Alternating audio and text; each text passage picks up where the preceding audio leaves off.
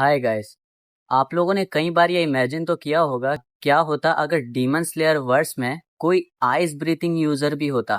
जो basic elements हैं जैसे water, flame, wind, thunder and stone breathing, ये 5 बेसिक्स एलिमेंट्स हैं। क्या होता अगर इसमें आइस ब्रीथिंग जो कि एक बेसिक एलिमेंट है वो भी यूज की जाती। लेकिन इसका सिंपल सा आंसर आप सबको पता ही है कि ऐसा पॉसिबल नहीं है, क्योंकि आइस ब्रीथिंग यूज करना डीमन स्लेयर वर्स में बिल्कुल भी पॉसिबल नहीं। क्योंकि कोई ब्रीथिंग स्टाइल यूजर अपनी ब्रीथिंग टेक्निक्स को यूज करता है और अपनी ब्रीथिंग फॉर्म्स को परफॉर्म करता है, तो उस वक्त उसकी बॉडी टेम्परेचर बहुत ज्यादा बढ़ जाता है। ऐसे में अगर वो कोई आइस ब्रीथिंग यूज करे तो ऐसा पॉसिबल नहीं है, क्योंकि उसकी बॉडी टेम्परेचर वैसे हीट अप हो रही है और आइस ब्रीथिंग की वजह से उसको अपनी बॉडी टेम्परेचर को कोल्ड करना पड़ेगा, तो वो इस तरह अपनी कभी भी ब्रीथिंग फॉर्म्स यूज कर ही नहीं सकता। लेकिन कैसा होगा अगर मैं कहूँ कोई न्यू ब्रीथिंग स्टाइल यूजर भी डीमन स्लेयर वर्स में एग्जिस्ट कर सकता है। तो आज की वीडियो मेरी इसी टॉपिक पर है। मैंने एक ऐसा ब्रीथिंग स्टाइल बनाया है जिसका नेम, जिसका लुक एंड जिसकी ब्रीथिंग फॉर्म्स बिल्कुल यूनिक होने वाली हैं। और हाँ, ये डीमन स्लेयर वर्स में पॉसिबल भी है। यानी अगर मेरा बनाया हुआ कैरेक्टर अगर डीमन स्लेयर वर्स में एग्जिस्ट करता तो यकीनन वो आप लोगों को बहुत यूनिक लगता। तो चलो वीडियो को स्टार्ट करते हैं।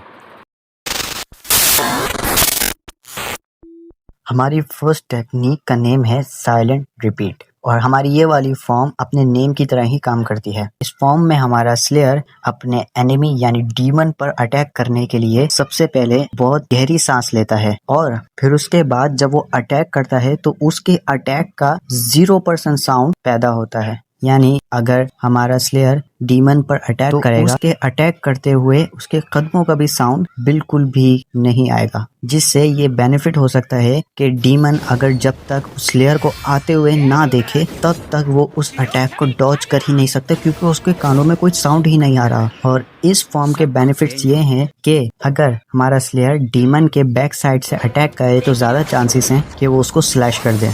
लेकिन अगर डीमन ने हमारे स्लेयर को देख लिया तो ये फॉर्म यूजफुल नहीं रहेगी। और दूसरा बेनिफिट ये है, हमारा स्लेयर जब इस फॉर्म को यूज करेगा तो इस फॉर्म को यूज करते हुए उसका बिल्कुल भी साउंड नहीं आएगा। तो ये तब ज्यादा फायदेमंद होगी जब हमारे स्लेयर को किसी डीमन पर सरप्राइज अटैक करना हो। तो हाँ, हमारी ये फर्स्ट फॉर्म ज्यादातर तब यूजफुल हो जब हमारे स्लेयर को छुप कर या फिर कोई सरप्राइज अटैक।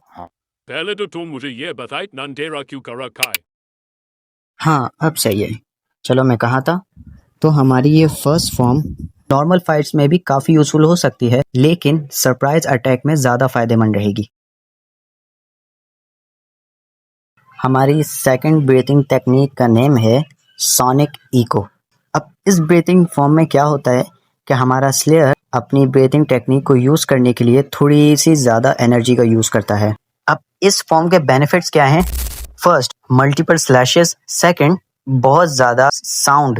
एंड थर्ड, इसमें एनिमी को पहले से ज्यादा डैमेज लगेगा। यानी फर्स्ट फॉर्म में हमारी जितना डैमेज लगा था उससे 2x डैमेज इस फॉर्म में लगेगा। तो ये फॉर्म एक तरीके से समझ लो हमारी फर्स्ट फॉर्म का उल्टा है। यानी फर्स्ट फॉर्म में बिल्कुल साइलेंट थे और सेकंड फॉर्म में साउंड इंक्रीज किया गया है।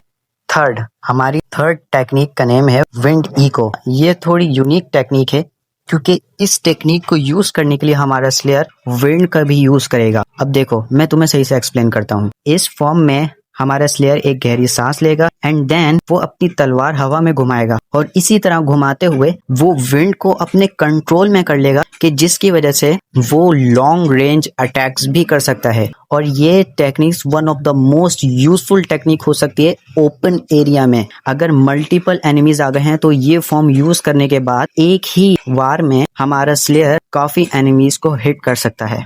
इस टेक्निक का बेनिफिट्स हैं long range slashing attacks, and इस टेक्निक में हमारा स्लेयर स्लैशिंग अटैक्स की स्पीड भी बढ़ा सकता है और ये ओपन एरियाज में ज्यादा यूजफुल रहेगी।